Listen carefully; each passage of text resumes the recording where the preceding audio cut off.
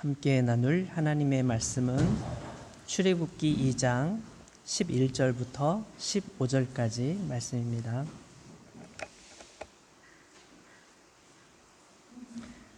출애굽기 2장 11절부터 15절까지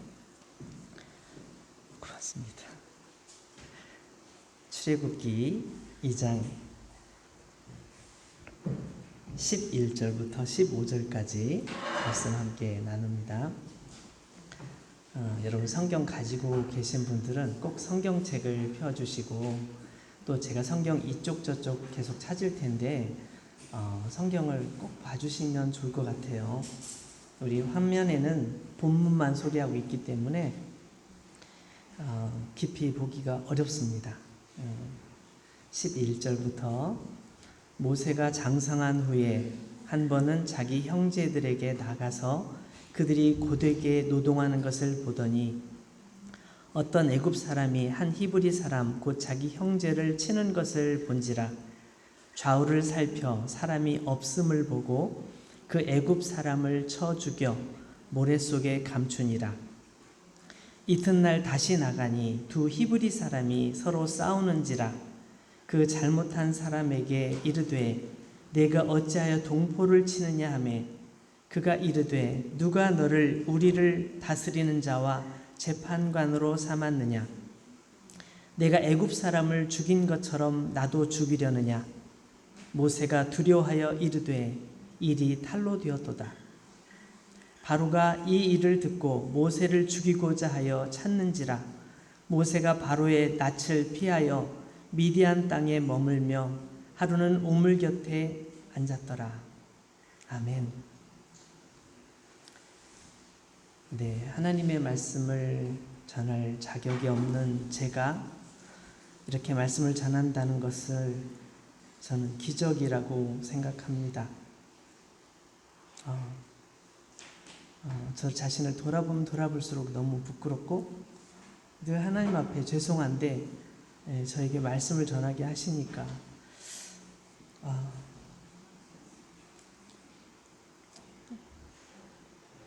네.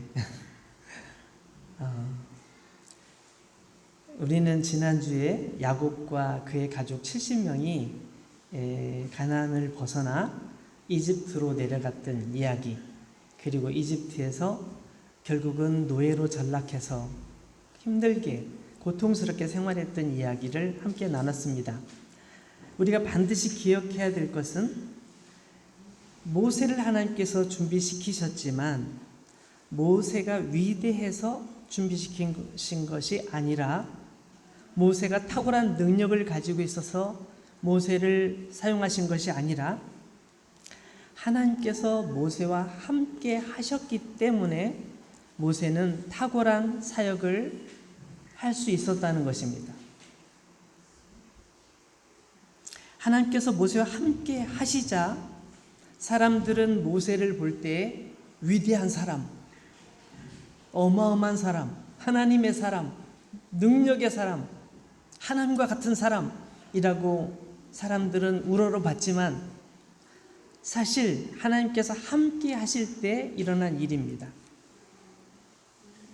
우리는 지난 주일에 모세가 어떤 상황에서 태어났는지 함께 말씀을 봤습니다. 모세는 처음부터 민족의 지도자로 태어난 게 아니었습니다. 평범한, 이름도 알 수 없는 아빠와 엄마의 사이에서 태어난 어떤 아이였습니다. 그 아이에 대해서 관심을 갖고 있는 사람이 주변에 없었습니다. 오직 엄마, 아빠만 아이를 보호하기 위해서 정말 갖은 마음고생과 수고를 다했습니다.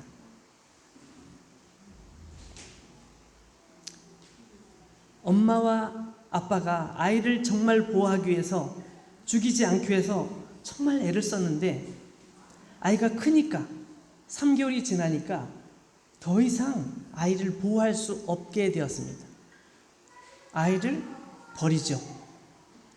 그냥 버릴 수는 없으니까 갈대 상자에 역청을 칠하고 나무 송진 같은 걸 칠하고 이렇게 방수 처리를 해서 거기다 아이를 넣어서 갈대숲에 넣어놓고 있습니다.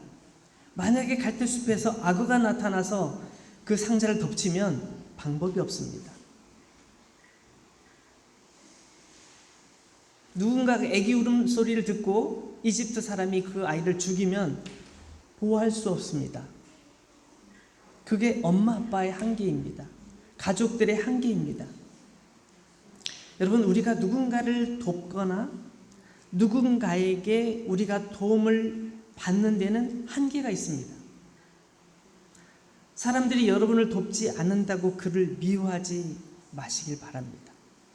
내가 얼마나 그 사람에게 잘해줬는데 그 사람은 나를 돕지 않는 거지? 내가 그 사람에게 얼마나 잘해줬는데 나를 볼 때 모른 척하지? 고맙다는 말 한마디 안 하지? 여러분, 그럴 때 너무 실망하지 마십시오. 어쩌면 그 사람은 도울 수 있는 한계가 거기까지였을지 모릅니다. 그분 나름대로 생각할 때 나는 저분께 충분히 감사의 표시를 했어. 또는 나도 많이 돕고 있어. 이렇게 생각하고 있을지도 모릅니다. 심지어 모세는 엄마 아빠인데도 불구하고 더 이상 도움을 줄 수가 없습니다. 아이가 죽을지도 모르는데 거기 내놓고 누나를 시켜서 지켜보게 하는, 그게 엄마 아빠로서는 최선이었습니다. 엄마 아빠의 가슴이 너무너무 아팠지만 어쩔 수 없었습니다. 여러분, 어쩔 수 없이 그런 일을 당하는 경우가 많습니다. 그래서 우리 주변에 있는 사람들을 바라볼 때 너무 서운해하지 마십시오. 너무 미워하지도 말고, 저 사람도 약한 인간이지, 저 사람의 한계는 저기까지지, 그렇게 생각해도 틀리지 않습니다. 어쨌든 엄마 아빠로서는 더 이상 할 수 있는 일이 없는 바로 그때에 하나님께서 아주 특이한 상황을 만드시죠. 바로의 공주가 내려와서 그 아이를 발견하고, 이 아이는 히브리 민족의 아이지만 내가 꼭 살리고 싶어. 공주가 좀 고집이 센가 봐요. 내가 살리고 싶어 라고 말하면서 아이를 살리려고 하고, 아이에게 젖을 먹일 사람을 찾고, 그 젖을 먹을 사람이 결국 모세 엄마가 가서 젖을 먹이는 일을 하게 되는 거잖아요. 하나님께서 정말 우연 같은 상황들을 계속 엮어서 이 상황을 만들어 가시면서 그 어린 아기를 보호하십니다. 그때까지는 모세란 이름이 없었죠. 엄마가 젖을 먹여서 아이를 키우고 다시 공주에게 데려다 주었을 때 얘는 물에서 건져냈으니까 모세라고 이름을 지어야 되겠다, 이렇게 얘기합니다. 10절 말씀 보시죠. 우리가 읽은 11절 바로 앞에 10절 말씀을 보시면 자세하게 나와 있습니다. 그 아기가 자라매 바로의 딸에게로 데려가니 그가 그의 아들이 되니라. 그가 그의 이름을 모세라 하여 이르되 이는 내가 그를 물에서 건져내었음이라 하였더라. 내가 물에서 그를 건져냈기 때문에 이 이름을 모세라고 지어야 되겠어 라고 바로의 공주는 단순하게 생각을 하면서 자기 아이의 이름을 지었습니다. 그런데 우리가 이 성경의 역사를 알고 있는 우리가 바라볼 때는 그게 아니에요. 그게 아니에요. 하나님의 계획이 있었죠. 하나님께서는 모세를 통하여 이스라엘 민족을 구원하시려는 계획이 있었어요.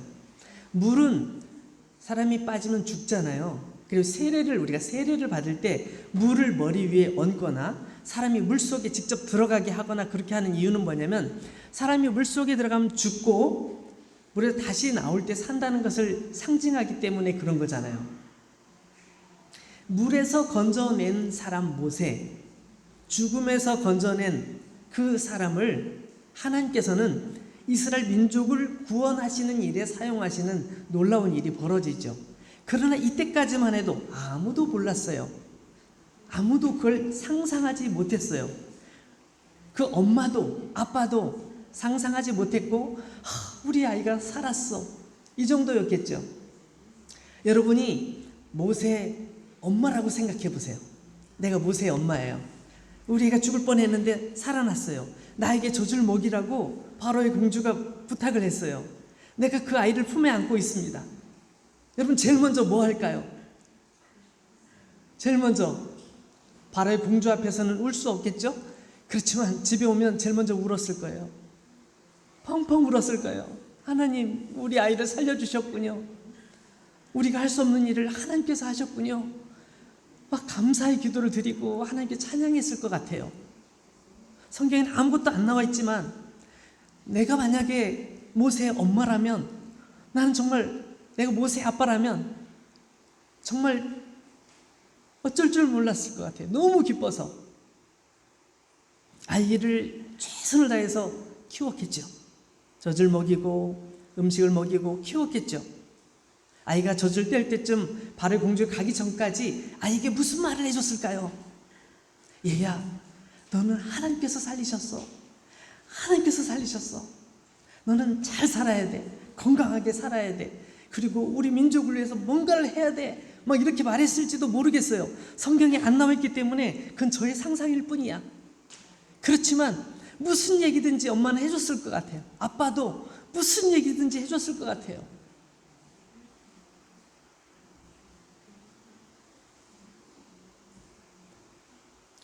우리는 지금 수천 년 전의 역사를 지금 바라보면서, 아, 모세가 그렇게 해서 태어났고 그렇게 해서 살려졌고 그렇게 해서 젖을 먹었고 엄마 젖을 먹었고 나중에 이스라엘 민족을 구원하지 라고 우리는 계속 생각하고 보기 때문에 이 상황이 무섭지 않지만, 이 상황 속에 있는 사람들은 너무너무 무섭고 두려웠을 거예요. 근데 모세가 그렇게 어린 시절을 보내고 40이 될 때까지 아무 얘기가 없어요. 모세는 다른 왕자들처럼 이집트 왕궁에서 왕자 교육을 받았겠죠? 상상해 볼 수 있겠죠? 그럼 이집트의 최고의 학문을 배웠을 것 같아요. 굉장히 공부를 많이 했을 것 같아요. 그렇지만 너는 우리 이집트 사람이 아니야. 너는 히브리 사람이야. 라는 손가락질도 분명히 받았을 거예요. 이집트 사람도 아니고 히브리 사람도 아니고 그런 중간 지대에서 나는 그럼 누구지? 나는 누구야? 여러분, 여기 프랑스에 와서 사는 여러분들이 나는 한국인이지. 나는 국적을, 프랑스에 살기 때문에 프랑스 국적을 받았지만 그래도 나는 한국인이야. 난 한국인으로서 살아가는 거야. 라고 생각하는 분들 계시죠? 맞아요.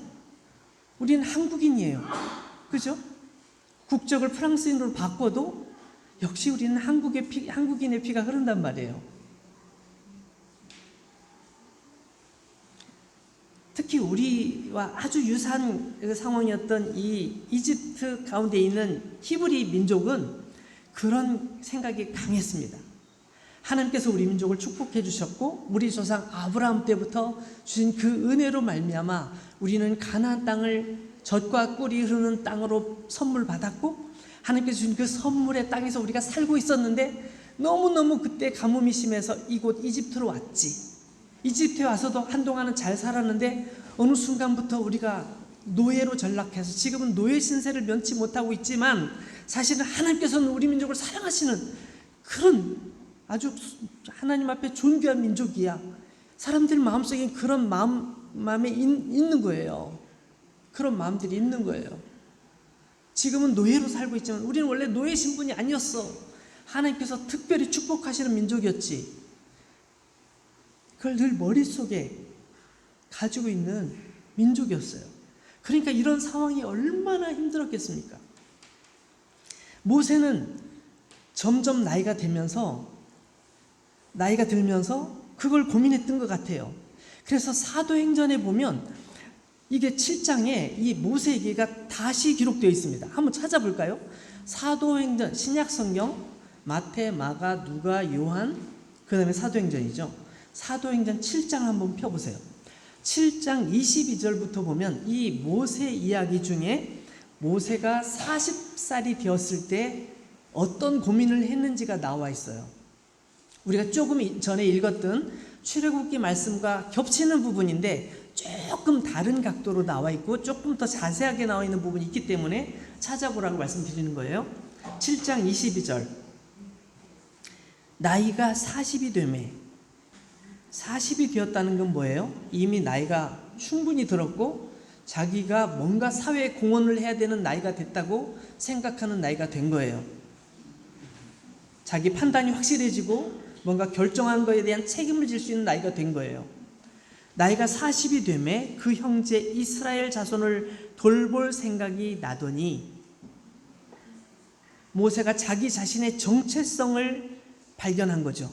자신이 뭔가를 해야 된다는, 나의 민족을 위해 뭔가를 해야 된다는 그 생각을 갖게 된 거예요.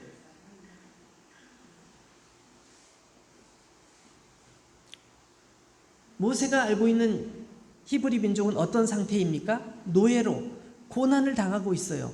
자기 자신은 왕실에서, 왕궁, 이집트 왕궁에서 굉장히 편안하게 먹고 싶은 거 다 먹고 배우고 싶은 거 다 배우고, 놀고 싶을 때는 내가 하고 싶으면 축구도 하고 배구도 하고 농구도 하고 게임도 하고 뭐 다 할 수 있는 그런 풍요로운 환경에서 지내고 있지만 자기 민족은 너무 힘들게 살고 있단 말이에요. 그걸 가만히 있을 수 없는 나이가 된 거예요. 내가 하나님의 나라를 위해 뭔가를 해야 되겠어. 하나님의 영광을 위해서 살아야 되겠어. 그런 결심이 그의 마음속에 생긴 것 같아요. 근데 어떤 계기가 생기죠. 24절. 한 사람이 원통한 일 당함을 보고 보호하여 압제받는 자를 위하여 원수를 갚아 애굽 사람을 쳐 죽이니라. 여기는 이렇게 나와 있는데 우리 출애굽기에 보면 뭐라고 나와 있습니까? 출애굽기에 보면 11절 다시 읽어보겠습니다. 앞에 화면도 보여주세요. 모세가 장성한 후에 한 번은 자기 형제들에게 나아가서 그들이 고되게 노동하는 것을 보더니, 자기 형제들, 자기의 히브리 민족 사람들이 너무너무도 힘들게 고통스럽게 일하는 것을 봤어요. 근데 바로 그때 어떤 애굽 사람이 한 히브리 사람, 곧 자기 형제를 치는 것을 본지라.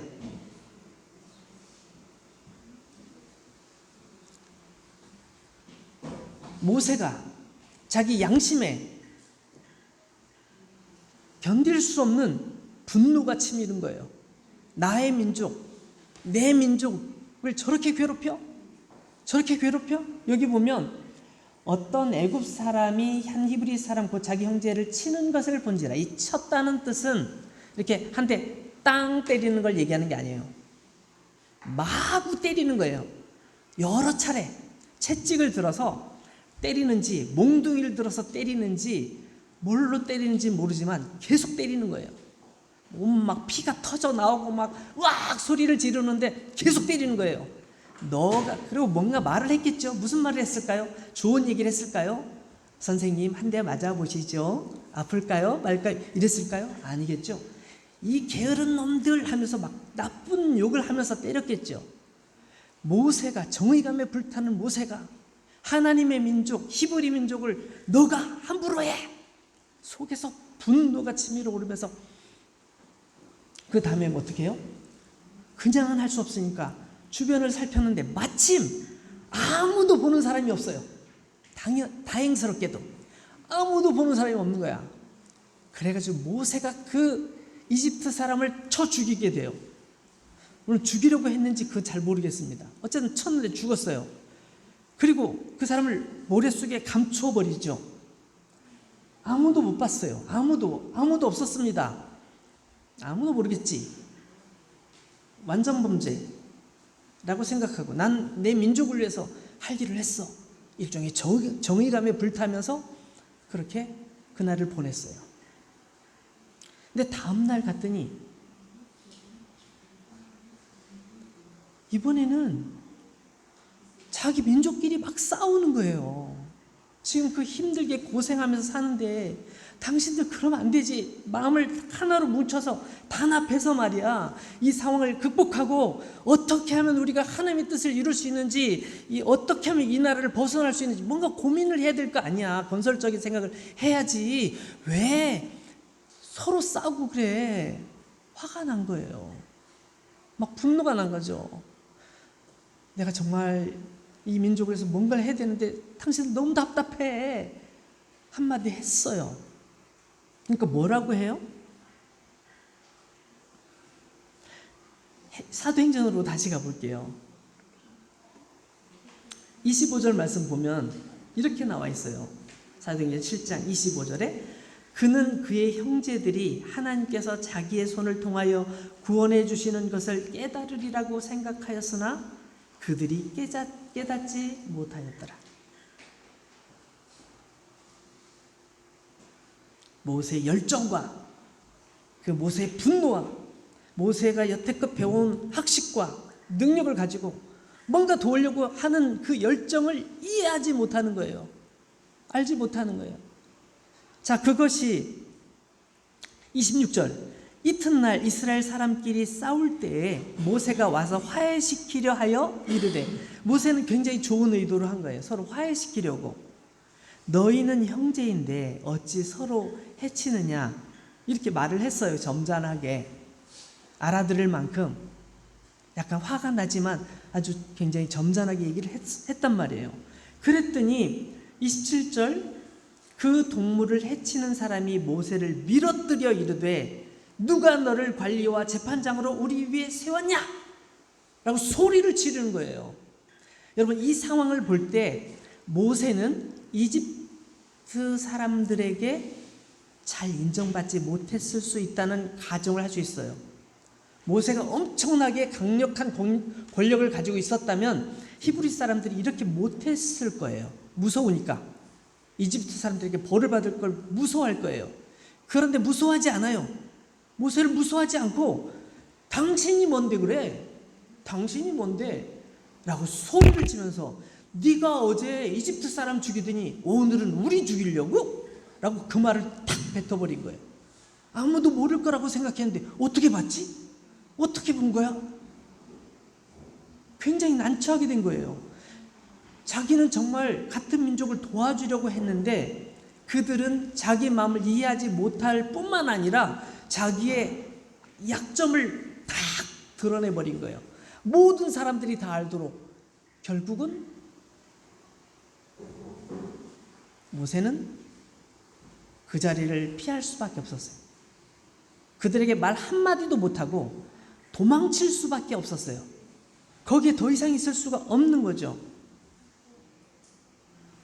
29절, 사도행전 29절이나 출애굽기인 말씀과 똑같은데, 모세가 이 말 때문에 도주하여 미디안 땅에서 나그네 되어 거기서 아들 둘을 낳으니라. 미디안 땅은 이집트와는 너무너무 먼 곳이에요. 아무도 찾아올 수 없는 곳, 아무도 찾아올 수 없는 곳으로 도망을 친 거예요. 이집트 왕자가 도망을 쳤어요. 하나님을 위해서 일했다고 생각했는데, 하나님의 영광을 위해서, 우리 민족을 위해서 내 생명을, 정말 내 자존심을 내려놓고 뭔가를 하려고 했는데 결과는 뭐예요? 실패. 다 끝났어요. 아무도 찾아주지 않는. 여러분 생각해 보세요. 아까 제가 말씀드렸죠? 내가 정말 잘해준 사람이 나를 배신할 때, 나를 미워할 때, 나를 모른 척할 때 화난다고 말씀드렸죠? 우리 그렇단 말이에요.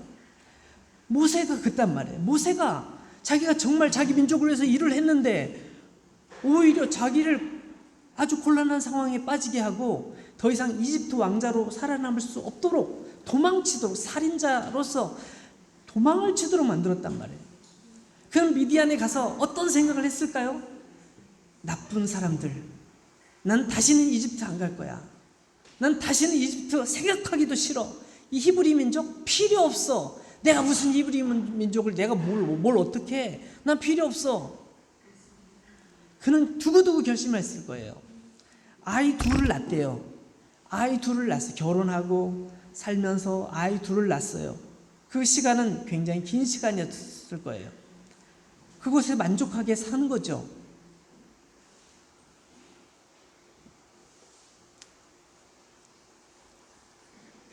저도 종종 그럴 때가 있어요. 내가 정말 관심을 갖고 사랑하고 아끼고 그런 분인데 너무 서운한 얘기를 들을 때가 있어요. 그분이 정말 그렇게 말했어? 그럴 리 없어. 그럴 리 없어. 뭐 계속 생각나요. 그럴 리 없어. 그분도 나처럼 약한 인간이니까 괜찮아. 뭐 나도 그런 얘기 안 한 적이 있지 않나? 나도 있으니까 괜찮아. 막 이렇게 생각하는데 잊혀지지 않는 거예요. 왜냐하면 내가 그 사람을 사랑하기 때문에. 그 사람을 정말 아끼고 그 사람을 위해서 많이 기도했고 그 사람을 위해서 정말 노력을 많이 했고 내가 막 차를 운전하고 먼 거리를 가서 그 사람 만나고 위로하고 격려도 했고 했던 막 그 수많은 날들을 생각하니까 내가 용납이 안 될 때가 있더라고요. 그래서 저는 모세가 아이 둘을 낳았다는 이 말씀을 읽으면서 막 그 생각이 나는 거예요. 내가 모세 같은 상황이었다면 나는 매일매일 화가 났을 거야. 매일매일. 우리가 다음에 다시 살펴보겠지만 여기 3장에 보면 3장 4장에 하나님과 모세 신경전이 벌어집니다. 신경전. 어떤 신경전일까요? 하나님께서 모세를 부르셨어요. 모세야, 이제 이집트에 가서 내 백성을 구해라. 싫어요. 못 가요. 안 돼요. 왜요? 제가 왜요? 다른 사람 보내세요. 저는 능력이 없어요. 계속 그렇게 하거든요. 한 곳만 읽어볼까요? 우리 출애굽기 3장 10절 말씀 보세요. 9절부터 볼게요. 9절부터. 이제 가라. 이스라엘 자손의 부르짖음이 내게 달하고 애굽 사람이 그들을 괴롭히는 학대도 내가 보았으니 이제 내가 너를 바로에게 보내어 너에게 내 백성 이스라엘 자손을 애굽에서 인도하여 내게 하리라.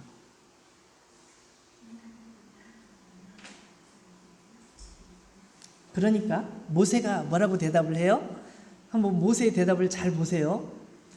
모세가 하나님께 아뢰되 내가 누구이기에 바로에게 가며 이스라엘 자손을 애굽에서 인도하여 내리까? 그러니까 하나님께서 가만히 안 계시고 하나님께서 말씀하시죠.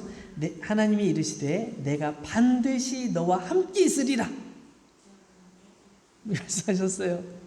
근데 모세가 그래요? 그럼 갈게요. 그럼 가야죠. 이렇게 했나요? 아니요. 그렇게 말하지 않았어요. 모세의 마음속에 깊은 상처가 있는 거예요. 자존심도 상하지만 그때 하나님은 왜 날 돕지 않으셨나요? 거기부터 시작해서 내가 그렇게 희생적으로 사랑했던 히브리 사람들은 나를 배신했어요. 나를 알아주지 않았어요. 그 상처가 너무 깊은 거예요. 너무 깊은 거예요. 가기 싫은 거예요, 거기는.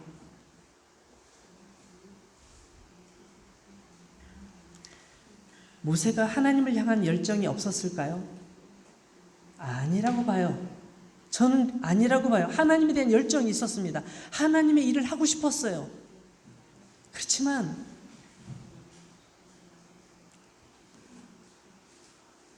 자기는 자신이 없었어요. 자신이 없었어요. 왜냐하면 자기 해봤거든. 40 나이가 되었을 때 해봤거든요. 해봤는데 안 됐거든. 실패했거든요. 여러분, 그리스도인들이 실패하는 것을 두려워하면 안 됩니다. 하나님 앞에서 실패하는 것을 기뻐할 줄 알아야 됩니다. 내가 열심히 기도하면서 했는데 실패했어. 그럼 할렐루야 감사합니다. 그런 사람 있어요?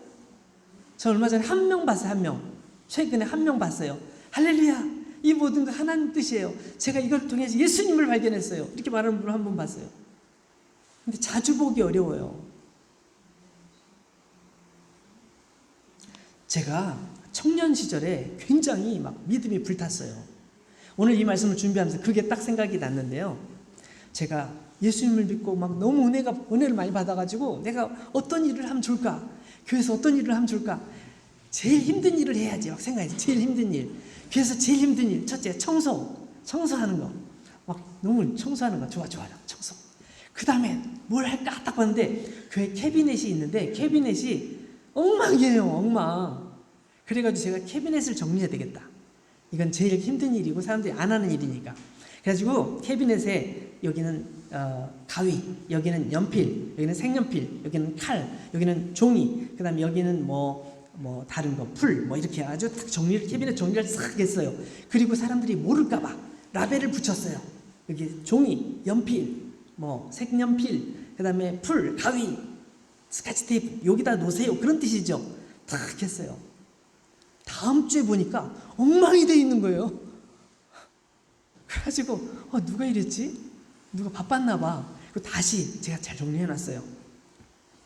그 다음 주에 또 가봤어요. 또 엉망이 돼 있는 거예요. 그땐 진짜 화가 났어요. 이딴 사람들이 다 있어. 다 써서 붙여놨는데 막 화가 막 나가지고 다시는 안 해. 나 다시 정리 안 해. 막 그랬었거든요. 모세가 그런 마음이 아니었을까 저 막 생각이 나서 한편으로는 좀 우습기도 하고 전 모세 심정이 이해가 됐어요. 여러분, 우리가 하나님의 나라를 위해 일하는 것, 하나님을 위해서 일하는 것이 되게 쉬워요, 사실은. 근데 어떤 분들은 하나님의 나라를 위해 일하려면 지혜가 있어야 되고 성경을 많이 알아야 되고 또 교회를 오래 다녀야 되고 또 인격적으로 되게 착해야 되고 그래야만 하나님의 일을 하는 거라고 생각하는 분들이 가끔 있어요. 그게 아니에요. 오히려 하나님 앞에서 철저하게 실패한 그 사람이 오히려 더 가능성이 있는 거예요. 하나님께서 우리에게 말씀하셨어요. 너희는 너희의 지혜를 의지하지 마. 너희 지혜가 아무리 좋으면 얼마나 좋니? 너희 지혜가 있다고 생각하면 내가 모든 걸 할 수 있어. 내가 잘할 수 있어. 내가 할 거야. 이런 마음밖에 안 먹잖아. 난 아무것도 못해요. 주님 없이는 못해요. 그렇게 마음을 먹는 사람이 겸손한 사람이 하나님의 일을 하는 거야 라고 성경이 가르쳐줘요. 한번 찾아볼까요? 잠언. 이 말씀만 찾아보고 오늘 말씀을 마치려고 하는데 잠언 3장. 잠언이 어디 있죠? 시편의 제일 가운데가 성경의 제일 가운데가 시편이고 시편 다음에 잠언이에요. 잠언 3장을 한번 볼까요? 잠언 3장 5절부터 제가 읽어보겠습니다. 잠언 3장 5절에 보면 하나님을 사랑하는 사람, 하나님을 위해 살고 싶은 사람, 하나님의 일을 하고 싶은 사람들이 꼭 기억해야 되는 중요한 메시지가 담겨 있는데 이렇게 써 있어요. 너는 마음을 다하여 여호와를 신뢰하고 내 명철을 의지하지 말라. 너 똑똑하다고? 그래, 똑똑한 거 잘 알겠는데 그 똑똑함을 의지하지 마라. 오직 하나님을 신뢰해. 하나님을 믿어야 돼. 두 번째, 6절. 너는 범사에 그를 인정하라. 그리하면 내 길을 지도하시리라. 범사, 모든 일에 그분을 인정하라는 거예요. 내가 뭔가 힘든 일이 생겼어요. 그럼 이 힘든 일이 왜 생겼을까? 하나님, 이 힘든 일이 왜 생겼는지 모르지만 감사합니다. 이 힘든 일을 통해서 내가 뭔가를 깨달아야 되는 거겠죠? 내가 그것이 무엇인지를 깨닫도록 노력하겠습니다. 저에게 그걸 가르쳐 주세요. 라고 기도하는 거예요. 범사의 그를 인정하라. 그리하면 내 길을 지도해 주시리라. 어떤 분이 저에게 가끔 이렇게 물어봐요. 하나님의 뜻이 무엇일까요? 제가 두 학교를 정했는데요. 이쪽 학교하고 이쪽 학교하고 두 학교 중에 어떤 학교로 가면 될까요? 두 학교 다 합격했거든요. 두 학교 다 합격했어요. 둘 중에 어떤 학교로 가야 될지 기도해 보신 다음에 말씀해 주세요. 저한테 이렇게 말하는 분이 있어요. 저 몰라요. 제가 어떻게 합니까?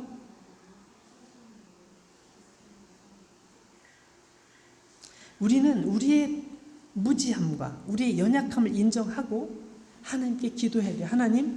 하나님께서 저를 쓰시기 위해서 어떤 선택을 원하십니까? 내가 가는 방향이 어떤 길이길 원하십니까? 내가 신학을 하고 목회자가 되고 그래서 말씀을 전하는 일을 해야 될까요? 아니면 내가 정말 살아있는 그리스도인으로서 세상 가운데 정말 그리스도인답게 사는 그 삶을 살아야 될까요? 이런 고민도 될 수 있죠.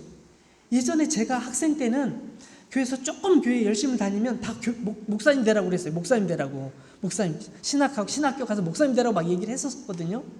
근데 제가 보니까 목사님 되는 게 다가 아니라 세상 속에서 진정한 그리스도인으로 살아가는 게 더 중요한 것 같아요.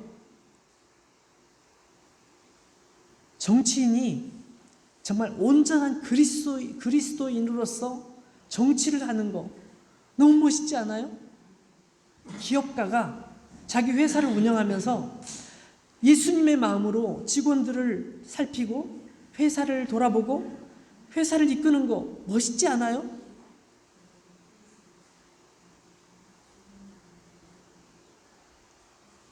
내가 가지고 있는 많은 재물을 이건 다 내 거야. 내가 얼마나 고생해서 벌었는데 이렇게 말하지 않고 이건 다 하나님께서 주신 거지. 하나님께서 불어버리시면 아무것도 없을 거야. 나에게 잠깐 맡기신 거니까 내가 이것을 위해서 이것을 가지고 주님을 위해서 주님 기뻐하시는 일에 다 쓸 거야. 이렇게 생각하는 얼마나 멋있는 생각이에요. 내가 가지고 있는 이 건강으로 난 주님을 위해 살 거야. 내가 가난한 사람 돕는 일에 쓸 거야. 내가 가지고 있는 지혜를 통해서 배우지 못한 사람을 가르치는 일에 내가 사용할 거야. 하나님께서 기뻐하신 일이라면 난 그 일을 위해 내 평생을 투자할 수도 있어. 평생을 가난하게 살 수도 있어. 라고 그런 말할 수 있는 사람이 필요하지 않겠냐고요.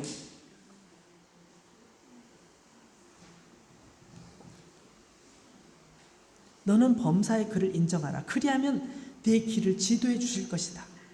내가 이쪽으로 갈지 저쪽으로 갈지 고민하는 것이 아니라 어디로 가든지 하나님께 영광이 된다면 내가 더 잘할 수 있는 곳으로 가서 하나님께 영광을 돌리자. 이렇게 결정을 내리면 되지 않을까요? 저는 그렇게 생각해요. 유치원 가는 아이가 엄마 내가 빨간 신을 신을까요? 파란 신을 신을까요? 내가 장화를 신을까요? 단화를 신을까요? 구두를 신을까요? 운동화를 신을까요? 물어보면 여러분 뭐라고 대답할까요? 아무거나 신어. 그렇게 말하지 않겠어요? 그렇지만 중요한 것은 우리가 하나님을 인정하고 하나님의 은혜 안에서 바라보는 길은 바른 길이 될 거예요. 하나님께서 기뻐하시는 것을 생각하면서 그 길을 원하면 그 길은 어디든지 옳은 길이 될 수 있어요. 7절 잠언 3장 7절 스스로 지혜롭게 여기지 말지어다. 여호와를 경외하며 악을 떠날지어다.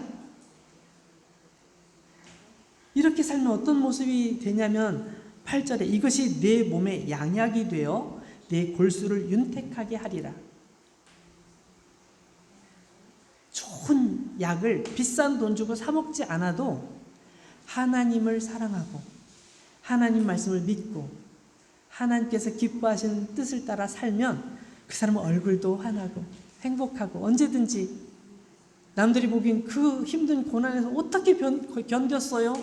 라고 말하지만 난 힘들지 않았어요. 주님과 함께였기 때문에 오히려 위로가 됐고 나의 실패가 감사였고 나의 풍망이 절망이 아니라 기쁨과 감사, 나의 새로운 나의 모습을 발견하게 된 기쁨이었어요 라고 말할 수 있게 되는 거죠. 이 세상에서 누리는 건강, 물질, 지식 이런 게 다 우리가 이 세상 떠날 때 하나도 가지고 갈 게 없어요. 아무것도 들고 갈 수가 없어요. 아무것도 가져갈 수 없어요. 사람들이 그 관에다 넣어주는 거 있잖아요. 정말 이건 꼭 넣어주고 싶어요. 넣어주면 뭐예요? 다 썩어요. 다 썩어 없어져요. 다 썩어 없어지더라고요.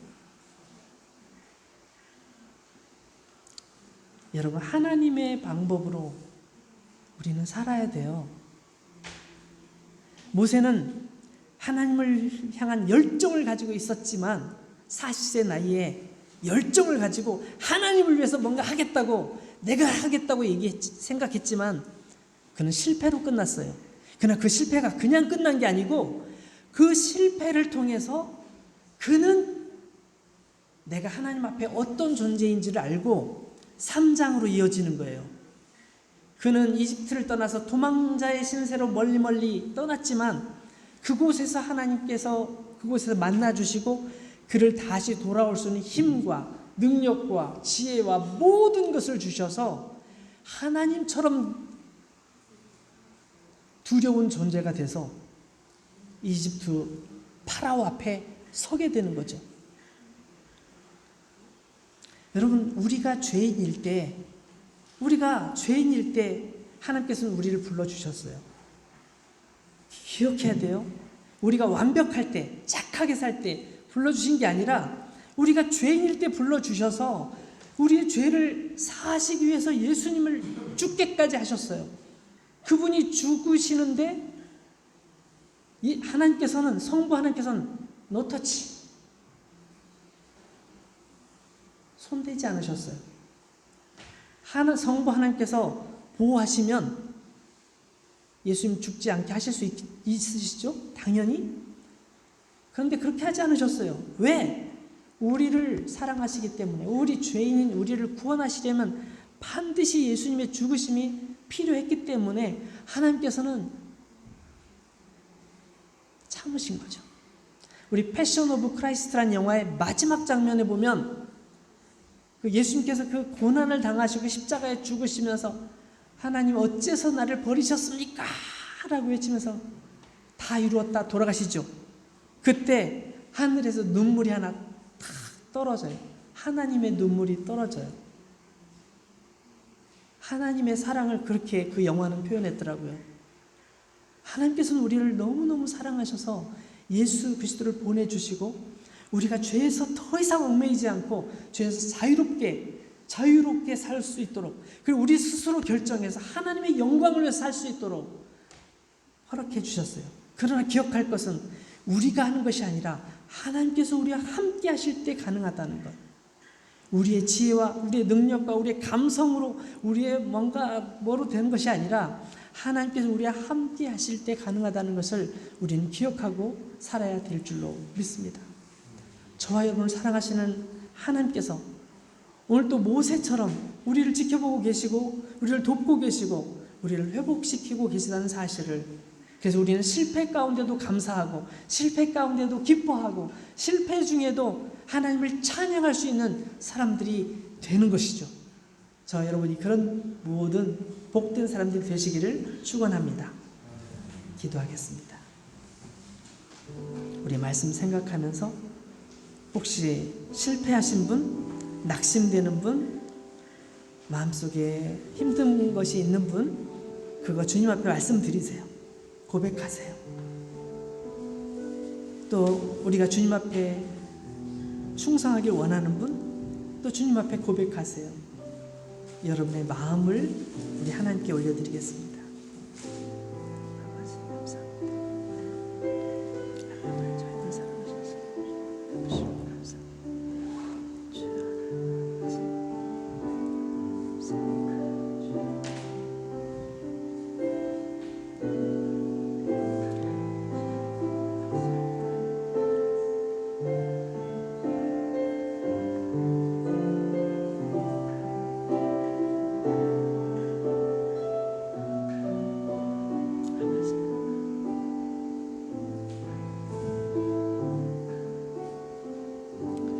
사랑하는 하나님 아버지, 우리는 정말 아무것도 아닙니다. 그런데 우리는 하나님에 대해서도 잘 알지 못합니다. 하나님께서 우리를 사랑하신다고 하지만 얼마나 사랑하시는지도 잘 모르고, 우리 삶 속에서 닥치는 여러 가지 문제 속에 고민할 때 종종 하나님을 잊어버리기도 합니다. 우리 혼자만 남아있다고, 나 혼자뿐이라고, 나를 돕는 사람이 아무도 없다고 힘들어할 때도 있습니다. 그러나 그 힘듦 속에서 감사할 수 있게 해주옵소서. 그 어려움 속에서 주님이 곁에 계심을 깨닫게 해주옵소서. 우리를 얼마나 사랑하시고 얼마나 아끼시는지, 예수 그리스도의 사랑이 얼마나 큰지 우리가 깨닫게 해 주옵소서.